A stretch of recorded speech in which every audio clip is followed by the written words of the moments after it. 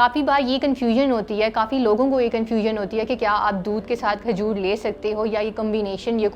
جو ہے کیا یہ افیکٹو ہے یا نہیں ہے. تو کچھ فوڈز ایسے ہوتے ہیں جن کا کمبینیشن جو ہے ہمیں پتہ نہیں ہوتا کہ کیا ہم ان کو یوز کر سکتے ہیں ڈیلی بیسس پہ یا نہیں کر سکتے. تو ان بارے میں اس ساری ڈیٹیلز کو جاننے کے لیے آپ اس ویڈیو کو اینڈ تک دیکھیں.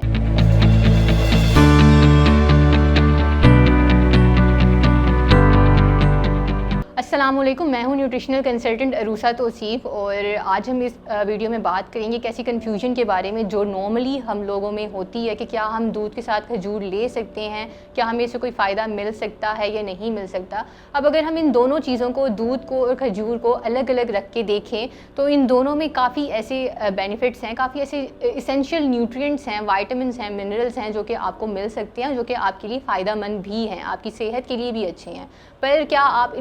ان کو ایز اے کمبینیشن جو ہے وہ یوز کر سکتے ہو؟ کیا آپ ان کو ملک شیک کی فارم میں یوز کر سکتے ہو یا نہیں یوز کر سکتے؟ تو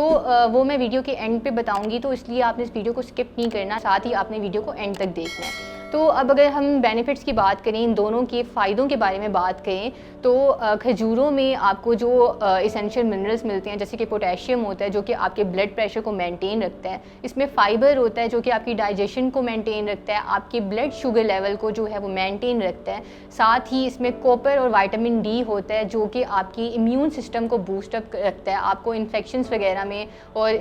جب آپ کو کوئی بھی انفیکشن ہو تو اس میں چاہیے کہ آپ کھجور لیں تاکہ آپ کا جو امیون سسٹم ہے وہ بوسٹ اپ رہے. پلس اس کے علاوہ اس میں بایوٹن بھی ہوتا ہے جو کہ آپ کی ہیئر اور نیل گروتھ کے لیے کافی افیکٹو رول پلے کرتا ہے. اب اگر آپ اور بھی کسی اور انفارمیٹیو ویڈیو دیکھنا چاہ رہے ہیں یا کوئی اور کنٹینٹ دیکھنا چاہ رہے ہیں تو مرہم کے پلیٹ فارم پہ آپ کو کافی انفارمیٹیو ویڈیوز مل جائیں گی، آپ دیکھ سکتے ہیں. اب ہم اگر آگے بات کریں بینیفٹس کی، تو کھجوروں کی جیسے کہ میں نے آپ کو بتایا کہ آپ کی اوور آل ہیلتھ کے لیے کافی افیکٹو ہوتا ہے. اور اگر ہم اسی طرح سے دودھ کی بات کریں تو اس میں بھی کافی منرلز ہوتے ہیں، نیوٹرینٹ رچ ہوتا ہے وہ، جیسے کہ اس میں کیلشیم ہوتا ہے، فاسفورس ہوتا ہے، اور اس کے علاوہ جو ہے وائٹامن ڈی ہوتا ہے جو کہ آپ کی ہیلتھ کے لیے کافی امپورٹنٹ ہوتا ہے.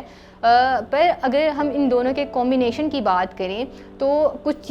چیزیں ایسی، کچھ پوائنٹس ایسے ہیں جہاں پہ آپ ان کو یوز نہ کریں تو بہتر ہے، کیونکہ کبھی کبھی ایسا ہوتا ہے کہ دو چیزیں ایسی ہوتی ہیں جن سے آپ کو فائدہ تو مل رہا ہوتا ہے، لیکن ہمیں یہ دیکھنا ہوتا ہے کہ کیا ان کے اندر جو نیوٹرینٹس ہیں وہ ایک دوسرے کے لیے سوٹیبل ہیں یا نہیں ہیں، کیا وہ آپ کو جو ہے ایکول بینیفٹس پرووائڈ کر رہے ہیں یا نہیں کر رہے. تو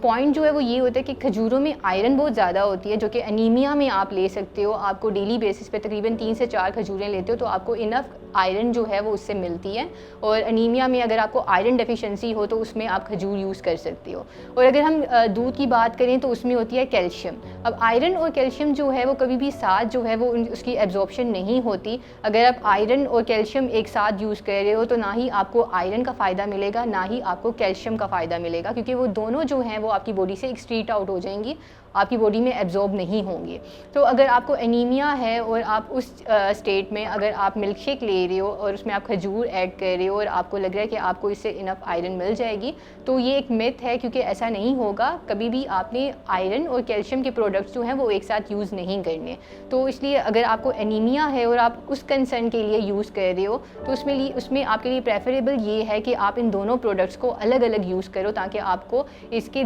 فائدے جو ہیں وہ زیادہ سے زیادہ ملیں. تو کھجور جو ہے وہ آپ الگ یوز کریں، اور اگر آپ دودھ لینا چاہ رہے ہیں تو اس کے بعد تقریباً آپ 2 سے 3 گھنٹے کا جو ہے گیپ دیں اور پھر آپ دودھ پئیں، تو وہ آپ کو کیلشیم بھی ملے گی اور آپ کو آئرن بھی اس سے ملے گی.